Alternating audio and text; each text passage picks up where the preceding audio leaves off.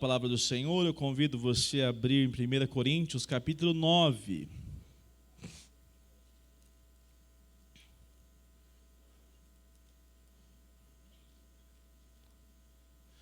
Júlia, avisar o Felipe não cantar do outro lado da rua, novamente, tá? Nós estamos recebendo novos irmãos, domingo que vem será um dia muito especial. E louvado seja Deus, né, pela chegada de irmãos para trabalhar na obra do Senhor. Né, Júlia? Essa jovem. E outros tantos que nós vamos apresentar domingo. Alguns irmãos que nos visitam. Andrade Paula. Rani. Edrei Marcos e Daniele. Façam som assim para a gente localizá-los aí. Sejam muito bem-vindos. Ali também um casal. Deus abençoe vocês. Que alegria recebê-los. Vocês que nos visitam pela primeira, segunda, terceira vez. Que Deus cubra a sua vida de graça, tá bom? Você é muito bem-vindo no nosso meio. Volte mais vezes. Amados irmãos, 1 Coríntios capítulo 9, nós hoje estudaremos a partir do verso 19. 1 Coríntios, capítulo 9.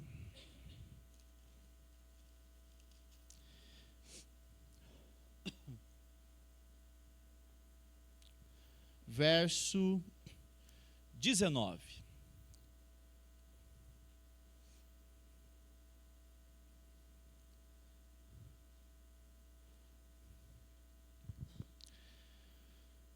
Hoje pela manhã nós tivemos um café da manhã com os pais, foi uma bênção, louvado seja Deus por isso. E durante a semana nós teremos novamente os trabalhos dos PGs, e com a graça do Senhor, na terça, na quarta-feira, temos os pequenos grupos para os irmãos, para todos nós participarmos. Tem sido uma bênção, tanto aqui nos anexos, né, no caso, as reuniões no anexo, como também na casa do nosso irmão Machado, a Jéssica e também Roberto e a Nísia. Se envolvam com os trabalhos de pequeno grupo. Tem sido uma bênção para você, de fato, cada dia mais viver a igreja do Senhor Jesus nesse local. Também aqui estão os visitando o Kevin, a Cássia e também a Ingrid. Cadê? Deixa eu localizá-los. Sejam bem-vindos, viu? Deus abençoe esses jovens que nos visitam. Palavra do Senhor. 1 Coríntios capítulo 9, diz assim, palavra do nosso Deus, leiamos com todo o temor na presença dEle e da sua santa palavra. Porque sendo livre de todos, fiz-me escravo de todos, a fim de ganhar o maior número possível. Para com os judeus, fiz-me como judeu, a fim de ganhar os judeus. Para os que vivem sob o regime da lei, como se eu mesmo assim vivesse, para ganhar os que vivem debaixo da lei, embora eu não esteja debaixo da lei. Aos sem lei, como se eu mesmo fosse, não estando sem lei para com Deus, mas debaixo da lei de Cristo, para ganhar os que vivem fora do regime da lei. Fiz-me fraco para com os fracos, a fim de ganhar os fracos. Fiz-me tudo para com todos, a fim de, por todos os modos, salvar alguns. Feche os seus olhos mais uma vez, vamos orar ao Senhor. Amado Deus, nós te louvamos, te exaltamos por esta noite. Nós desejamos ser edificados pela tua palavra. O nosso coração se alegra, Senhor, em estudarmos a tua palavra, em render ao Senhor cânticos de louvores e adoração ao teu nome. Consagre nossas vidas, faz dessa igreja, Senhor, uma igreja sensível à tua voz, uma igreja comprometida a viver o evangelho genuíno de Cristo Jesus. Usa-nos para a tua honra e glória nesta hora, Senhor, que a tua palavra venha ao encontro de cada irmão, trabalhe nas nossas vidas, Senhor, nós queremos ser dirigidos pelo teu Santo Espírito, e assim nós oramos em o nome de Cristo Jesus, amém. Amados irmãos, como já foi dito nesta noite, no mês de agosto, nós comemoramos então o mês de missões. De modo especial, destacamos no mês de agosto. No calendário da Igreja Presbiteriana do Brasil, nós temos o mês de agosto como uma referência para nós relembrarmos da importância do trabalho missionário, orarmos pela obra missionária, intercedermos pelos irmãos e irmãs que estão aí, tanto no Brasil, a região espalhada nesse Brasil todo, população ribeirinha na Amazônia e mundo afora. E no dia 12 de agosto de 1859, um jovem saiu do seu país e veio com uma chama no coração levar a mensagem do Evangelho ao Brasil. Ashburn Green Simonton, o mais famoso Simonton, que é mais simples e mais fácil de pronunciar. Simonton veio ao Brasil levar a mensagem do Evangelho, lutando contra a língua e as adversidades da época. E Simonton foi um servo do Senhor, usado por Deus, de maneira que a sua abnegação em sair do seu conforto, uma família estável, um pai que tinha condições, e veio por causa da chama do Evangelho em anunciar a proclamação de Jesus Cristo como Salvador. E essa mensagem, ela foi semeada, e pela misericórdia e graça, a mão do Senhor abençoou essa mensagem, e hoje estamos aqui, Igreja Presbiteriana do Brasil. Eu quero destacar a abnegação desse servo do Senhor. Não há como viver o Evangelho sem abnegação. Se nós entendemos que a vida cristã é uma vida cômoda, nós ainda não entendemos o Evangelho. Nós não compreendemos ainda o Evangelho.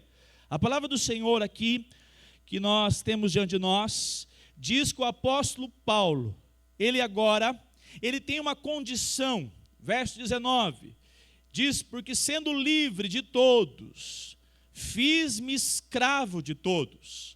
Paulo está preocupado em anunciar o Evangelho.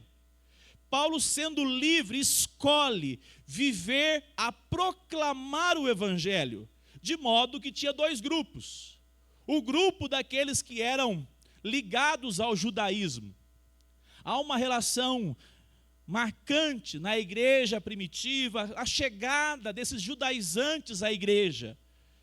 Muitas vezes ouvindo o Evangelho sem compreender, mas que precisavam ouvir o verdadeiro Evangelho para que houvesse conversão.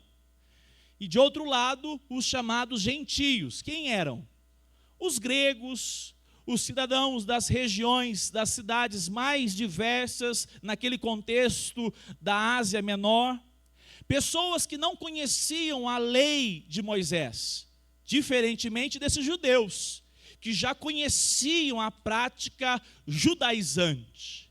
E Paulo tem um grande desafio: como levar a mensagem do Evangelho de maneira que os dois grupos não acusassem Paulo de preferência em agradar judeus ou agradar os gentios, se importar com gentios e negligenciar os judeus. A palavra do Senhor nos revela, nos aponta que esse é o grande desafio do apóstolo Paulo. Paulo está numa igreja onde há uma relação direta de dois grupos, sem contar todas as divisões que nós já estudamos a respeito na igreja de Corinto. Nesse contexto, meus amados irmãos, eu quero destacar o seguinte tema nesta noite: o modelo de evangelização. O modelo de evangelização. Notem que o apóstolo Paulo assume, e eu quero destacar em primeiro lugar, uma liberdade que ele possui para servir. Liberdade para servir. O verso 19 nos aponta isso. Mas se você voltar, na minha tem que voltar, no verso 1 do capítulo 9, diz assim: será que eu não sou homem o quê? Livre? Não sou apóstolo? Ainda com a sua Bíblia aberta, observe o capítulo 8, verso 12 e 13. E deste modo, pecando contra os irmãos, ferindo a consciência fraca que eles têm, é contra Cristo que vocês estão pecando. Verso 13. E por isso, se a comida serve de escândalo ao meu irmão, Paulo é livre? Sim ou não, igreja? Sim. Mas olha o que ele diz. Depois da vírgula, diz assim: se a comida serve de escândalo ao meu irmão, vamos juntos? Nunca.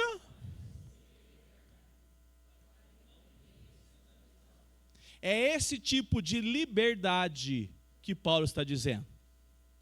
Paulo tem a liberdade de não mais viver debaixo de uma condição onde a lei mosaica, o contexto pesado, aonde as cerimônias, aonde a própria lei que foi direcionada ao povo de Deus como aio, não para a salvação, mas para apontar a necessidade de um Salvador.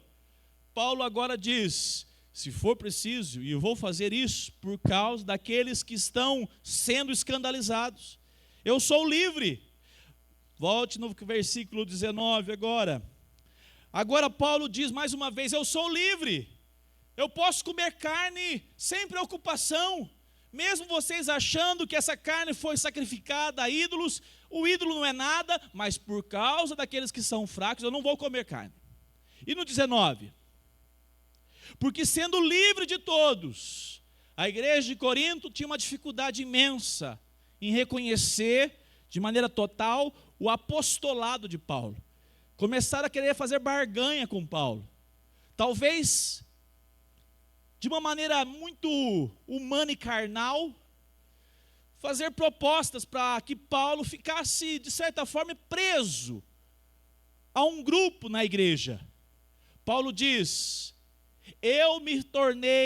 eu sou livre de todos, porque eu não aceitei pagamento de vocês. Eu não aceitei salário de vocês. Em primeiro lugar, antes de receber qualquer salário, côngrua, o apóstolo Paulo diz: eu sou livre para pregar o evangelho. E eu não vou me submeter a condições que impeçam o evangelho de ser pregado. E Paulo, na condição de livre, tanto de poder comer carne, mas ele abre mão.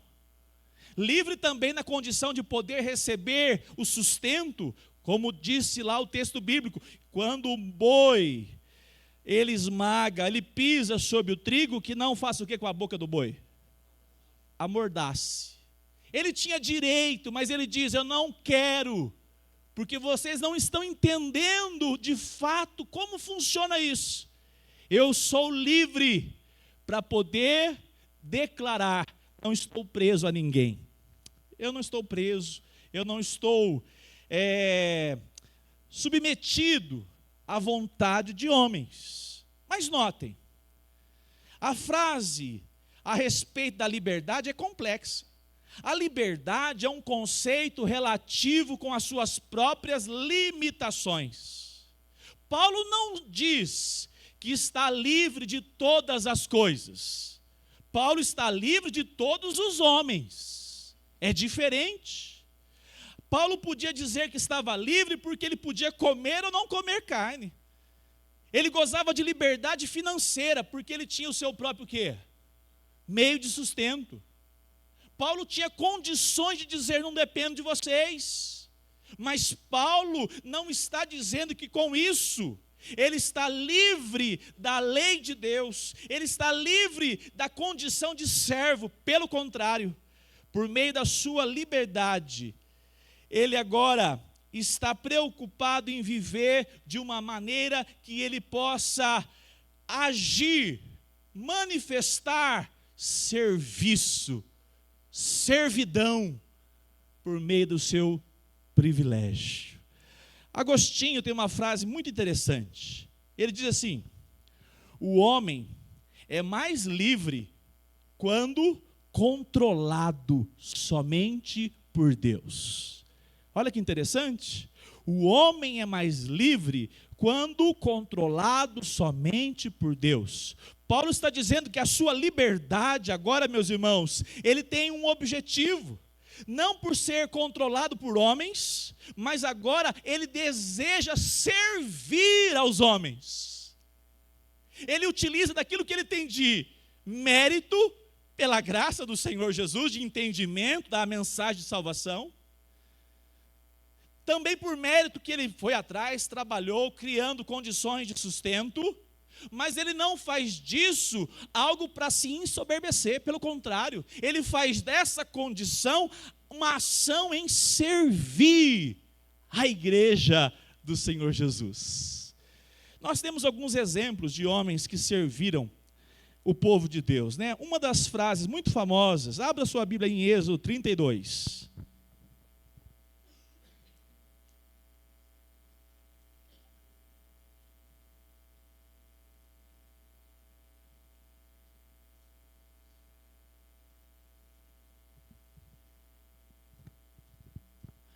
Verso 30.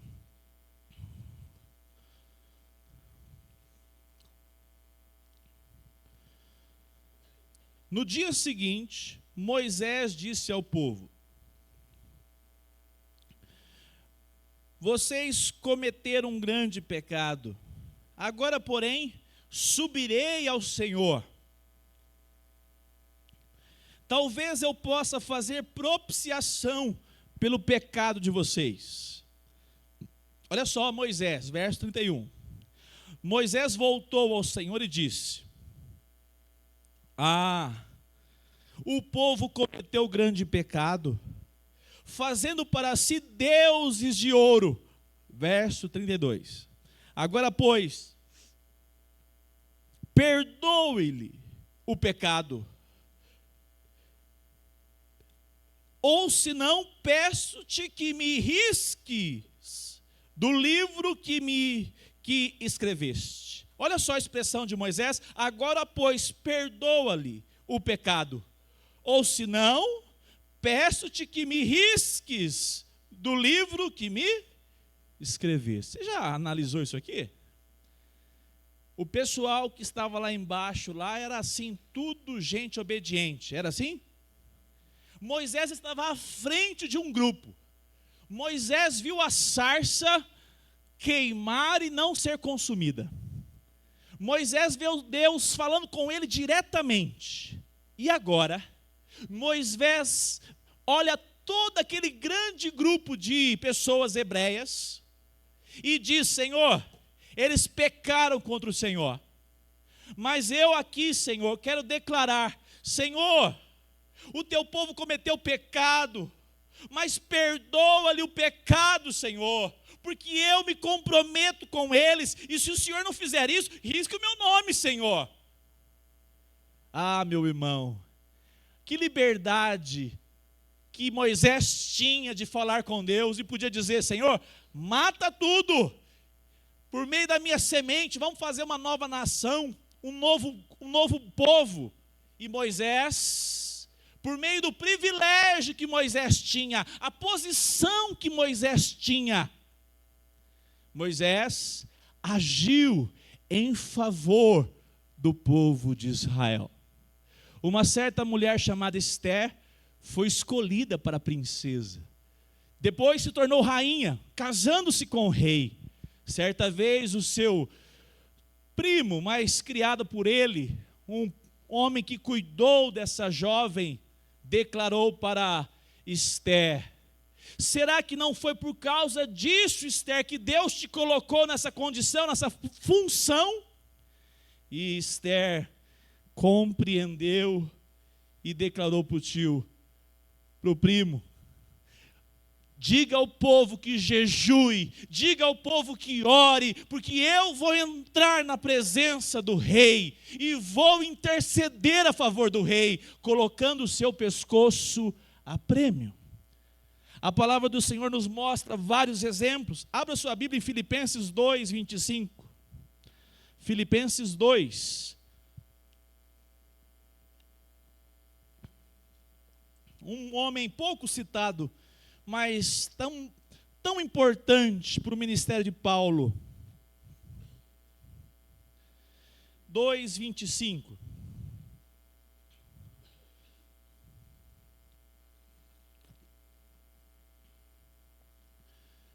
No entanto, julguei necessário enviar-lhes Epafrodito, meu irmão, cooperador e companheiro de lutas, e da parte de vocês, mensageiro e auxiliar nas minhas necessidades. Ele tinha muita saudade de todos vocês, estava angustiado porque vocês ficaram sabendo que ele, o quê? Ele que adoeceu, e ficou preocupado. A igreja lá está preocupada comigo. Ele que ficou inquieto. 27. De fato adoeceu e estava à beira da morte, mas Deus se compadeceu dele. E não somente dele, mas também de mim, porque eu não tivesse tristeza sobre para que eu não tivesse tristeza sobre tristeza. Por isso, tanto mais me apresso em mandá-lo, para que, vendo novamente, vocês fiquem alegres e eu tenha menos tristeza. Recebam-no, pois, no Senhor, com toda alegria, e honrem sempre os que são como ele. Porque por causa da obra de Cristo, ele quase morreu, arriscando a própria vida para suprir a ajuda que vocês não podiam me dar pessoalmente. Amados irmãos, o evangelho na mente de Paulo, o evangelho na mente de homens de Deus e mulheres de Deus, não é algo que você possui para se orgulhar, é algo que você recebeu para servir. A liberdade que o Senhor nos trouxe é para nós agirmos em amor. O modelo maior é a pessoa do Senhor Jesus. Filipenses 2:5. Tenham entre vocês o mesmo modo de pensar de Cristo Jesus, que existindo na forma de Deus, não considerou ser igual a Deus, algo que deveria ser retido a qualquer custo. 2:7 de Filipenses. Pelo contrário, ele se esvaziou, assumindo a forma de servo, tornando-se semelhante aos seres humanos e reconhecido em figura humana, ele se humilhou, tornando-se obediente até a morte e a morte de cruz. Amados irmãos, o evangelho do Senhor Jesus, quando de fato a semente do evangelho produz vida, transformação, nova vida em Cristo, o nosso desejo é saber que tudo que nós temos, o entendimento que nós temos, é agora para estender a mão, abençoar, ser instrumento de bênção. Não tem espaço para soberba. Não tem espaço para aquela condição. Agora eu já, estou pronto e satisfeito e realizado. Ela é, na verdade, uma mensagem que faz o servo de Deus dobrar as mangas para o trabalho. Paulo imita Jesus. O próprio Senhor Jesus disse isso. Como é que funciona entre vocês? Mateus 20:25. Vocês sabem que os governadores dos povos os dominam. Como é que os governadores dominam? Com submissão, serviçais ou com poder? Com imposição? Olha o texto. Vocês sabem que os governadores dos povos os dominam e que os maiorais exercem o quê? Qual é a palavra, irmãos? Ah, que bom que vocês estão acordados aí, senão eu ia falar misericórdia, né? A autoridade. A autoridade nas mãos de um homem que não teme ao Senhor, ela é algo para a sua própria glória, para o seu próprio envaidecimento. É por isso que ela pode se tornar um grande desastre nas mãos de alguém que não tem o discernimento da palavra do Senhor. Olha o modelo. Mas entre vocês, verso 26, não será assim. Pelo contrário, quem quiser tornar-se grande entre vocês, que se coloque o quê? Como, irmãos? E quem quiser ser o primeiro entre vocês, que seja o quê? Servo de vocês, tal como o Filho do Homem, que não veio para ser servido, mas para servir e dar a sua vida em resgate de quantos? Muitos. O modelo do evangelho, quando chega ao coração do crente, faz dele um trabalhador, faz dele um servo, mesmo ele dizendo, mas o que eu vou ganhar mais? Já tenho o céu, já fui conquistado por Cristo, a cruz já resolveu o problema dos meus pecados, o que eu posso, digamos, receber a mais? Ele não pensa assim, ele pensa, agora eu estou com a condição mais especial da face da terra, eu fui justificado em Cristo Jesus, eu posso servir, eu posso abençoar outros que não entenderam ainda o Evangelho, que não compreenderam o Evangelho. A imitação de Paulo aponta diretamente para a pessoa de Cristo Jesus. Amados irmãos, o método de Paulo para ganhar pessoas para Cristo, qual é? G12. Amém? Misericórdia. Tem um aí que coloca uma roupa e sobe a montanha. Tal do... Vocês já foram? Está sabendo muito, hein? Ó, de olho, viu? Diz que o pastor estava pregando até de legendário na igreja. Vou falar uma coisa para vocês, meus irmãos. As igrejas, eu estou no Instagram assim, ó. Método para fazer sua igreja crescer. Eu falei, que isso, Me acertou aqui, ó. O miserável não tinha os 3 pontinhos, eu não vi para falar, não tem interesse. Eu falei para os irmãos aqui, Denis, deixa eu ver o Henrique se eles lembram. Eu sou chamado para ser pastor de 50 pessoas?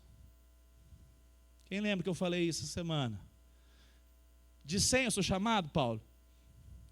De 80? 500, eu sou chamado para ser pastor de 500.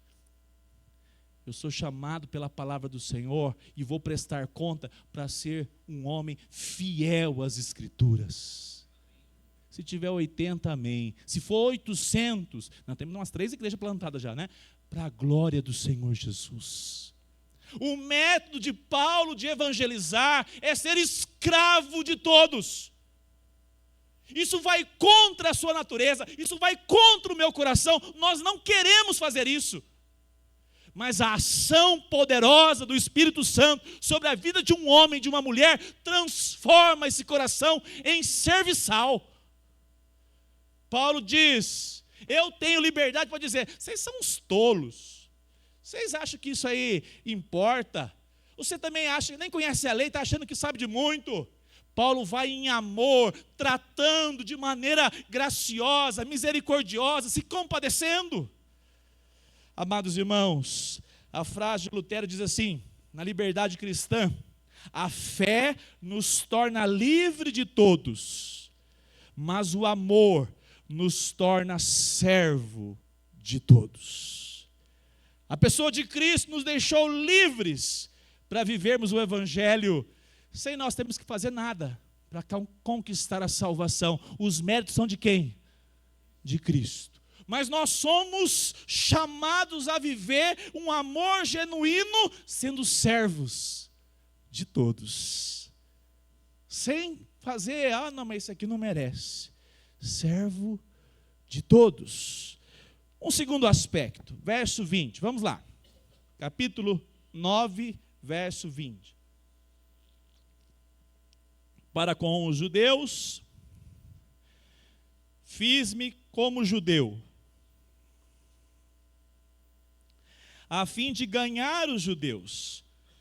Para os que vivem sob o regime da lei, como se eu mesmo assim vivesse, para ganhar os que vivem debaixo da lei, embora eu não esteja debaixo da lei. Meus irmãos, Paulo era judeu? O texto diz assim: para com os judeus, fiz-me como judeu. O que aconteceu? Filipenses 3:5 diz assim: fui circuncidado no 8º dia, sou da linhagem de Israel, tribo de Benjamim, hebreu de hebreus. Quanto à lei, eu era o quê? Fariseu. O que mudou? Paulo agora apresenta que ele não é mais judeu. Por causa do quê? Porque agora Paulo entende que acima de qualquer nacionalidade, condição religiosa, Paulo vive 2 Coríntios 5:17. Vamos falar de cor? E assim, se alguém está em Cristo, nova criatura é. As coisas antigas, e eis, novas todas as coisas. Paulo não se orgulha mais de ser judeu. Ele vai dizer o seguinte: eu fiz-me de judeu. Porque é o segundo aspecto nessa noite que eu quero destacar. A empatia é marca dos servos de Cristo Jesus. Empatia em amor. Olhar para o outro e dizer: eu podia ser igual ela, igual ele. Eu podia estar sem entendimento do evangelho como ele, como ela. Eu podia estar preso nas algemas do pecado como ele e como ela. Paulo demonstra amor. Paulo diz: para com os judeus, fiz-me como judeu. Agora Paulo então apresenta a relação onde o próprio apóstolo Paulo, ele sabe que os judeus estão debaixo de um legado muito pesado. Eles estão tentando obedecer à lei, eles cumprem uma lei civil e cheio de cerimoniais. E Paulo, de maneira que ele pudesse argumentar, que ele pudesse conversar, ele vai se submeter na condição de se fazer de judeu.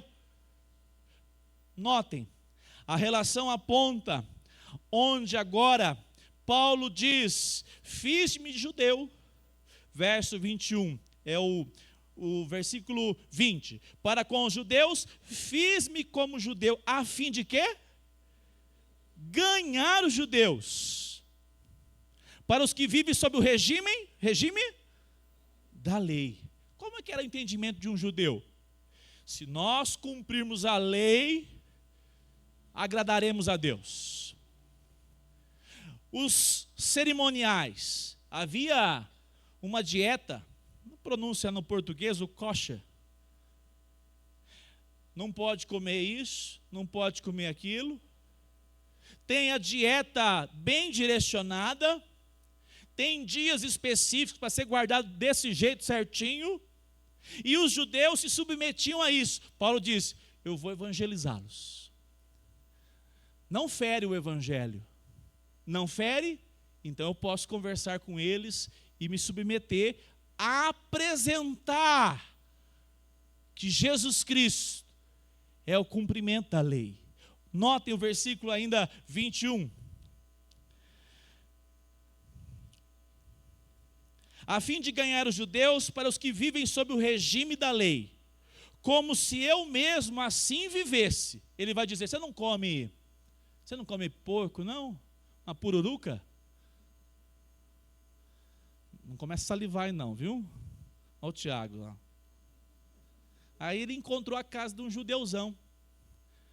Estou interessado nesse evangelho aí, ó. Ah, é? Eu vou fazer aqui um jantar aqui na minha casa para te explicar.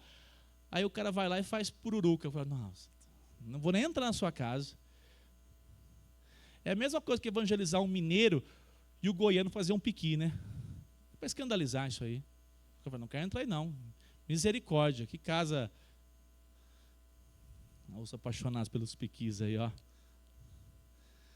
Paulo disse assim: ó, se eu não fizer porco e fizer peixe, ele vem na minha casa? Vem, faço peixe.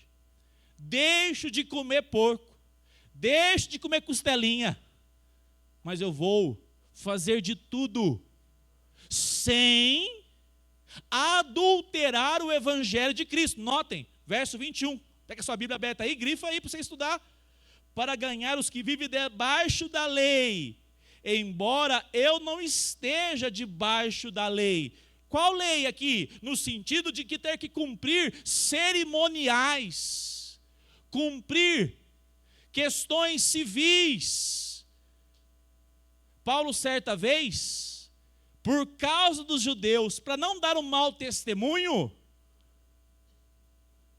ele circuncidou o Timóteo. Timóteo, se submete, faz isso do jeito que tem que fazer, para não desagradar aqui, para poder ser um bom exemplo para nós explicarmos o evangelho de Cristo Jesus. Olha só, verso agora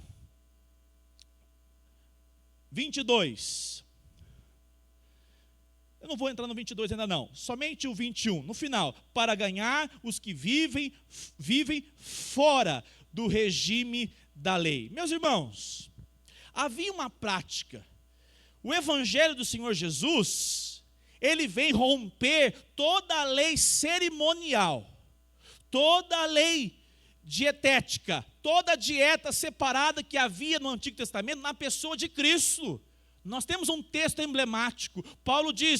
Pedro disse que viu uma visão e disse para Pedro, mata e come. Há uma relação direta com a mudança da dieta dos judeus em Cristo. Agora, Paulo está dizendo, se esse ainda é a dificuldade de vocês, eu me importo com vocês. Esse que é o problema. Então eu quero comer com vocês para a gente conversar. Eu quero me colocar à disposição. Me vem na mente aqui, ó. Você tem algum colega que acha que o seu pastor é ladrão? Quem tem? Pode levantar a mão aí. Vocês estão tudo em outro lugar, hein? Eu tenho uns 3 que eu conheço lá. Seus pastores tudo ladrão. Eu falei, é verdade. Muito ladrão, hein? A exceção confirma a regra, infelizmente. Aí por causa disso você fala assim, ó, ateu, à toa. É assim que você faz? Paulo não faz isso. Ele falou assim, tem uma maneira de conversar com ele. Ele deixou uma porta aberta para o diálogo. Não vai ferir o evangelho. Eu quero conversar com ele. Até para apresentar. Meu irmão, você conhece a igreja presbiteriana do Brasil? Você conhece a igreja reformada? Nós somos, olha, não somos perfeitos não, mas somos sérios. É uma igreja séria. Tem um conselho, o pastor, ele prega a palavra, ele tem a preocupação de pregar, o tesoureiro administra. É diferente. Muitas vezes, meus irmãos, por causa desse rótulo, não, mas é porque você viu o que ele falou? E já fecha as portas, né? Paulo diz, fiz-me na condição de submeter ao que eles entendiam. Essa evangelização contextualizada não muda a mensagem, muda a forma. Você pensa assim, deixa eu entender. Eu não discuto com ninguém que pensa que pastor é ladrão. Se eu tiver um, eu falo assim, é verdade, rapaz, então tanto aí que eu te mostro um monte na televisão. Aí, porque ele como gostou de você explica para ele, fala, mas nem todos são assim, nem todos. Isso é uma caricatura da igreja evangélica no Brasil. Há muitos piedosos, igreja séria, pastores sérios. E é uma relação onde a evangelização muda a forma, não a mensagem.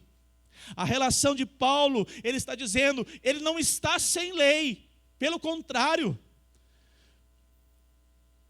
Paulo esclarece, o crente que está agora em Cristo, a lei mosaica não está agora sobre ele. Cristo cumpriu a lei. Paulo está debaixo da lei moral de Deus, que Cristo cumpre na cruz do Calvário. A lei foi cumprida na cruz. Essa relação é uma essência aplicada para que Paulo possa dizer, eu sou livre, Mas eu quero conversar com você que não entendeu ainda o Evangelho. Que não tem a segmentação, eu sou o grupo que teve esclarecimento e vocês, lá na empresa, Cida, vocês são tudo uns incrédulos, macumbeiros. Conversa com o macumbeiro. Conversa, fala assim, onde que é lá o negócio lá? Você já leu a Bíblia? Às vezes uma pessoa do Umbanda te pergunta coisa, você fala, misericórdia, sai para lá, Satanás.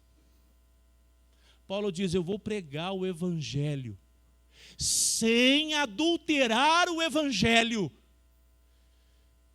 Eu acho que às vezes os umbandistas estão mais sedentos do que da teologia da prosperidade.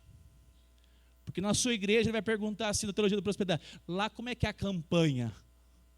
Na sua igreja o povo é tudo rico, porque eu quero ir para ficar rico. Aí você fala, ixi. Aí você fala, mas você está aberto para o Evangelho? Aí você entra de sola. Fala, cara, o Evangelho não é nada disso. Paulo está contextualizando por causa da empatia. Ele podia bater a porta e falar assim, vocês não entenderam nada, sai para lá, vocês estão me perseguindo. Paulo abre o coração, dizendo, talvez, entre eles, o Senhor vai me dar a graça de anunciar a mensagem e haverá salvação. Você nunca sabe onde Deus pode abrir uma porta.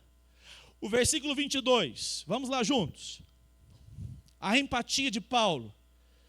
Vamos ler juntos? Fiz-me fraco para com, a fim de ganhar. Fiz-me tudo para com todos, a fim de por todos os modos. Paulo está dizendo para você sentar, como é que chama aquele bar lá do shopping lá? Zenaide.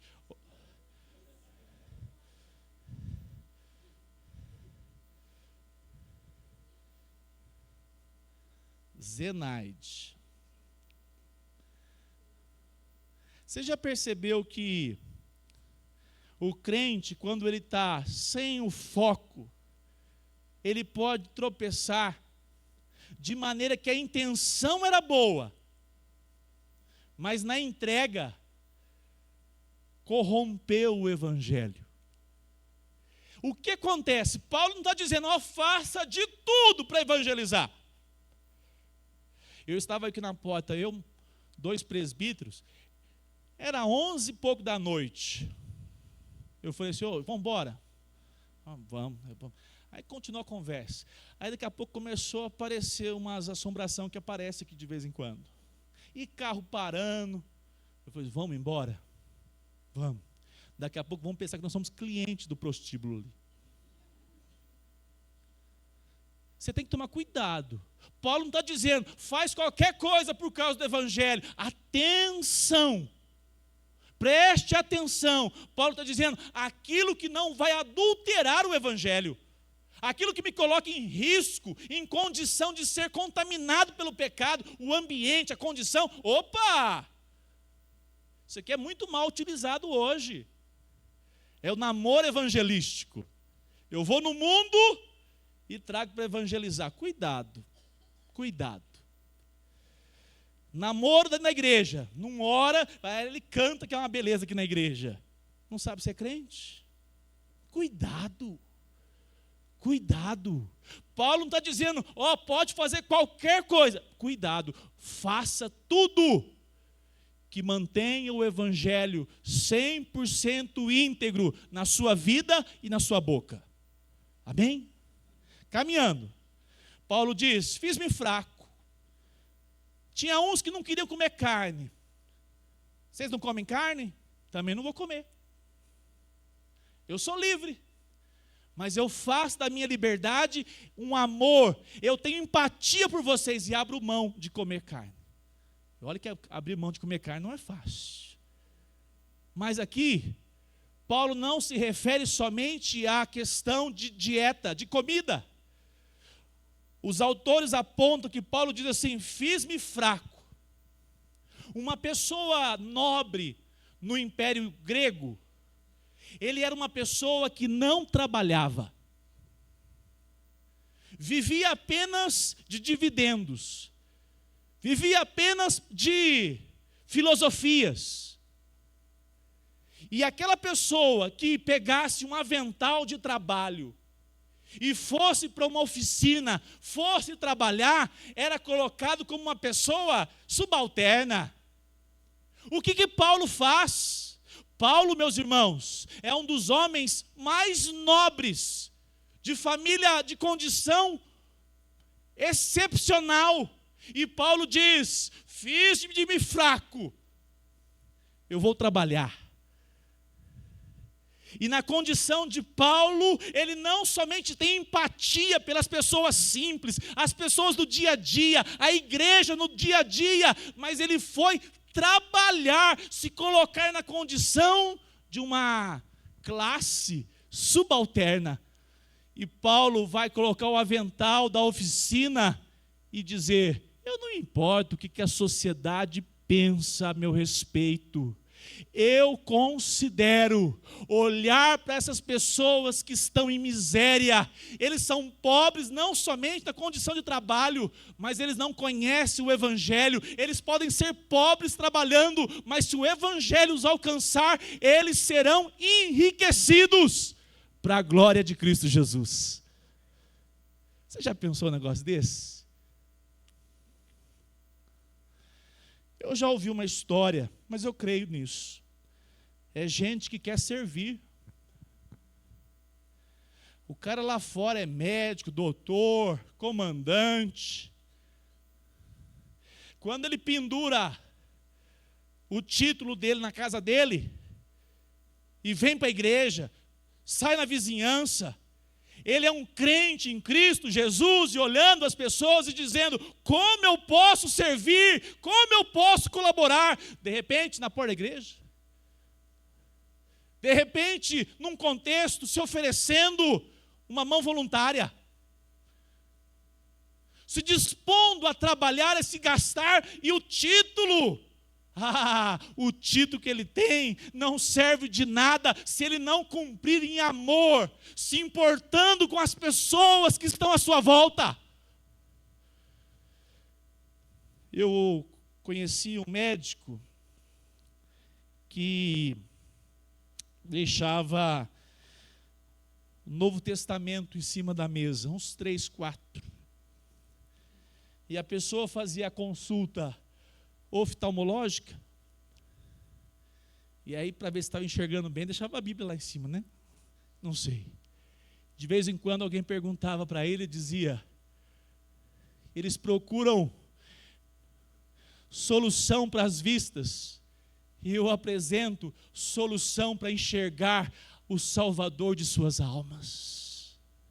O Evangelho do Senhor Jesus é para que você entenda o que Deus te deu, onde colocou você, é para que você tenha amor pelas pessoas e diga: Senhor, da mesma maneira que o Senhor me amou, eu preciso amar o meu vizinho. Saiu aí essa semana, né? O corredor que entrou na maratona de 8 quilômetros, bêbado, deu um sprint de Havaianas. A Havaiana tem que patrocinar esse cara, né? Murilo, nem você dava conta dele. Disparou. Moral da história: todo mundo riu. Mas havia ali também um homem dependente do alcoolismo. Quantos trabalhos a igreja do Senhor Jesus exerce no mundo aí fora, levando a mensagem de salvação. Há pouco tempo atrás, agora me lembrei um caso.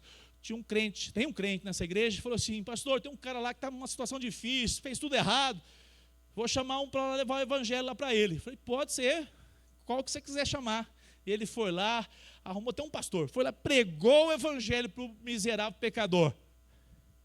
Eu falei: que interessante. Essa pessoa que é crente percebeu que o que ele precisa não é dinheiro na conta, não é saúde física. O que ele precisa é da mensagem do Evangelho. Amados irmãos, nós podemos facilmente virar as costas. Paulo diz: eu me fiz de fraco com aqueles que tinham consciência fraca. Eu me fiz também de pessoas simples. Pastor, mas é possível que ele não tinha mais nada. A pessoa não tem mais nada, meu coração continua assim, soberbo. Paulo não. A minha natureza é a natureza de Cristo. Eu tenho um modelo para seguir, e o modelo é Cristo Jesus. Eu não sei, meu irmão, aonde você está, o que você tem, mas uma coisa é certa: o Senhor não te chamou para enriquecer. O Senhor não te chamou para ser o the best. O Senhor te chamou para amar os pecadores e apresentar o Evangelho com fidelidade, apresentando que o Evangelho é arrependimento diante dos pecados e apresentando Cristo como solução para o homem, para o ser humano. A palavra do Senhor, para nós finalizarmos, verso 22. Paulo é livre, servindo, com qual expectativa? Que o Senhor salve. Paulo é reformado. Diz que os reformados não pregam? Quem diz? Olha aqui Paulo, verso 22. Vamos ler juntos? Parte B. Fiz-me tudo para com todos, a fim de, por todos os modos, salvar todos. É assim? Salvar alguns. É por isso que tem que pregar e viver o Evangelho. Nós precisamos viver o Evangelho todos os dias. Nós não sabemos quem o Senhor despertará, abrirá o coração. Nós temos que levar a mensagem, Miguel, na escola, aonde estivermos, porque nós não sabemos quem vai responder. Nós não temos sensor de eleito. Eu queria. Na Shopee não vende? Não vende. Já pensou, Camila? Sensor de eleito no Planalto. Vou pregar só na porta daqueles que são eleitos. Mas o chamado é você anunciar o Evangelho a todos, a vivermos a proclamação em amor, e agora confiado que o Senhor tem muitos pecadores a se arrepender diante da mensagem de salvação. Você faz parte desse grupo que foi alcançado pelo Senhor? Faz parte. Esse Evangelho brotou no seu coração. E você que era indiferente à palavra de Deus, você era indiferente a vir à presença de Deus, ao culto, e hoje a alegria e satisfação na sua alma é porque o Senhor tem os seus eleitos. 1 Timóteo 1,15, esta palavra é fiel e digna de toda aceitação, que Cristo Jesus veio ao mundo para salvar os pecadores, dos quais eu sou o principal. Se o Evangelho tem poder para salvar Paulo, que se considerava o pior dos pecadores, ele está dizendo: eu prego o Evangelho porque pode salvar qualquer pessoa. Pode pregar o Evangelho produzir fruto na vida de pessoas que a gente não imagina. A empatia é uma relação direta. Como sermos instrumentos, e agora confiados que a semente vai produzir conforme Deus determinar. Paulo pregava, aconselhava, incentivava, mas o verdadeiro trabalho de salvação pertence ao Senhor. Essa é a maior dádiva do pregador e para o crente. Você prega na sua família? Pastor, lá eu estou assim, deixo a Bíblia, dou presente de Bíblia, convido para os cultos, mas não sou chato. Contextualizado certinho. Mas se alguém chegar lá e falar para você como é que é o culto, você diz: lá é para pecadores que precisam do Evangelho da graça. Interceda pela sua família. No meio da sua família tem pessoas que o Senhor há de alcançar com grande salvação. E quem será instrumento de Deus? é você. Talvez você chegue lá e eu jamais terei condição, o seu irmão jamais terá condição. Será que o Marlos está assistindo a transmissão hoje? Adriele. De quarta para cá nós já oramos 2 vezes pelo Marlos. Que Deus consagre o Marlos. Esposo da Adriele, pai da Pérola. Vieram de Brasilândia, estão chegando a Uberlândia. Para o carro na porta do pequeno grupo, espera a Adriele, um gesto bonito como esposo, mas não entra ainda, não vem no culto, está começando a assistir as transmissões. Qual é o papel da igreja? Senhor, consagre o Marlos ao Senhor, consagre essa família. Nós oramos por salvação, nós oramos para que o Senhor possa fazer esses bancos, famílias que estão perdidas, famílias que não têm amor, interesse pela pessoa de Cristo, mas que vão ser rendidas pela poderosa pregação do Evangelho. Eu quero terminar. Paulo diz, porque Deus que efetua em vocês tanto querer, como realizar, segundo a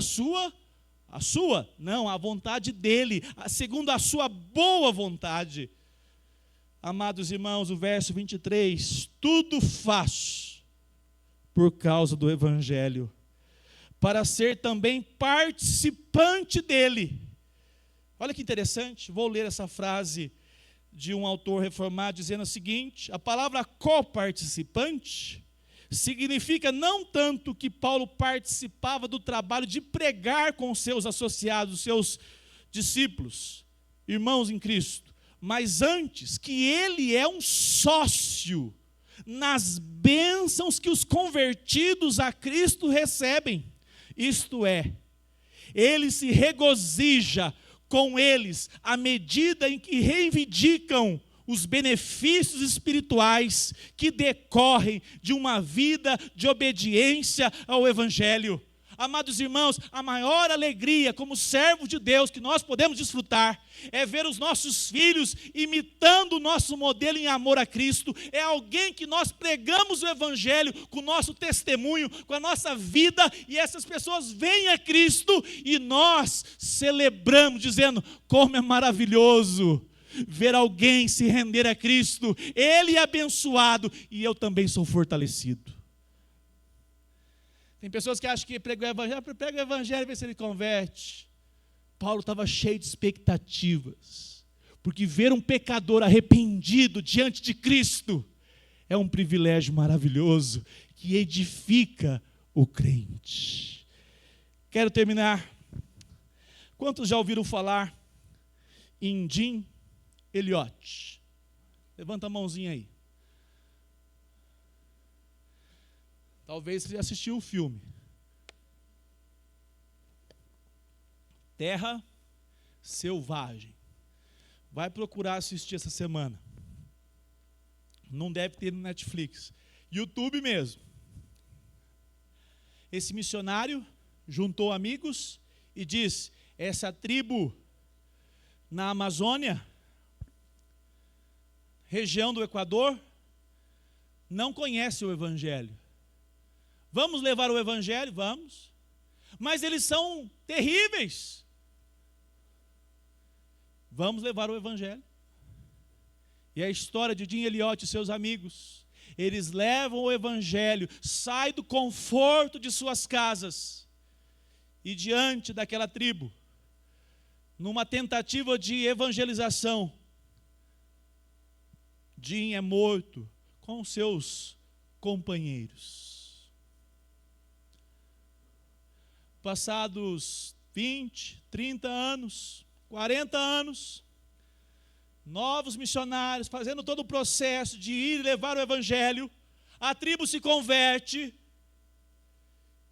e pede, chamem a família desse missionário que pregou o Evangelho e que nós estamos com as mãos cheias de sangue, porque ele nos trouxe o Evangelho e nós o matamos, nós não o permitimos. A tribo toda se rende, pede que a família venha, fazem um culto, dizendo: Senhor, a semente, parafraseando, a semente dos mártires, ela é o combustível, ela é instrumento de Deus para a proclamação do Evangelho. Aquela tribo foi alcançada pelo Evangelho por meio do martírio de Din e os seus irmãos crentes em Cristo Jesus.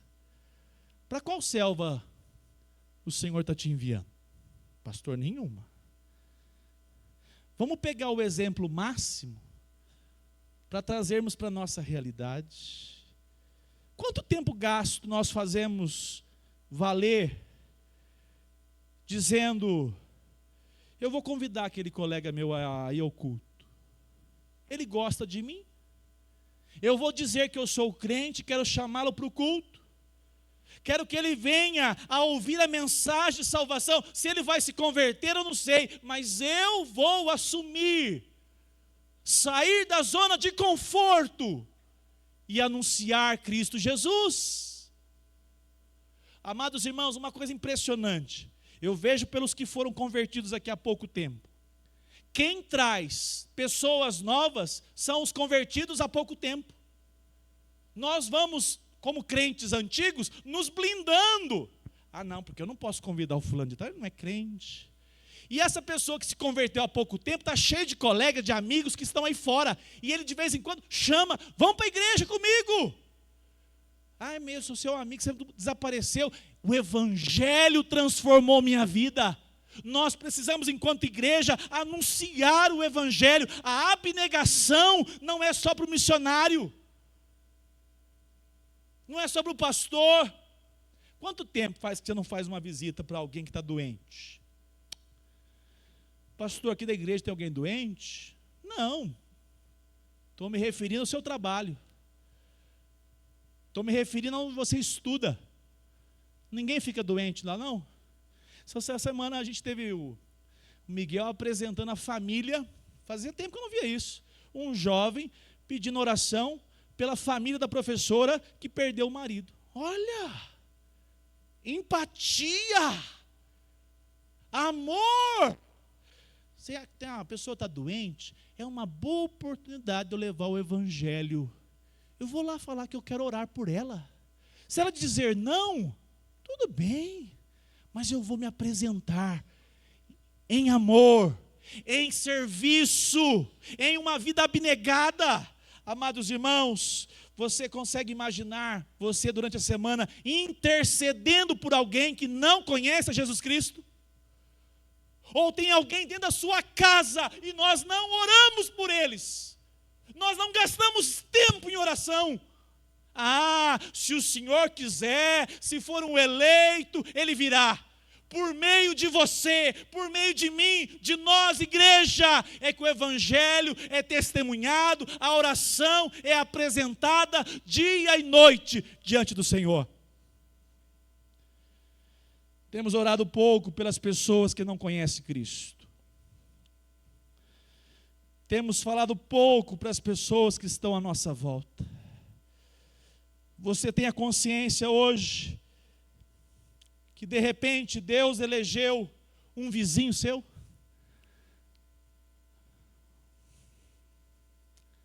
E você vai entregar uma Bíblia para ele.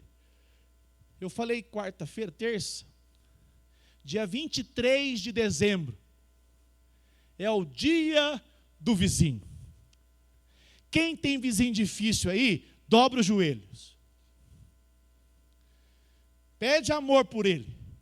Mas sempre tem um que você conhece, gosta e nunca falou de Cristo para ele. Nós vamos fazer uma ação em dezembro. Nós vamos entregar a Bíblia para essa turma. E falar: hoje é o dia do vizinho. E daqui 2 dias, o aniversariante é Jesus Cristo, o Salvador de minha vida. E eu quero apresentá-lo para você participar. Vem no culto comigo, leia a Bíblia. Nós somos chamados a sairmos da nossa zona de conforto. Se nós queremos crescer como igreja, nós precisamos pregar o Evangelho. Aonde você está, Foi Deus que te colocou. Leve a mensagem de amor. Se importe com as pessoas. Sofra a dor que elas estão vivendo. Interceda ao Senhor. Peça sabedoria. E sejamos instrumentos nas mãos do nosso Deus. Fique em pé, vamos orar. Felipe, vem aqui à frente já, a equipe de música.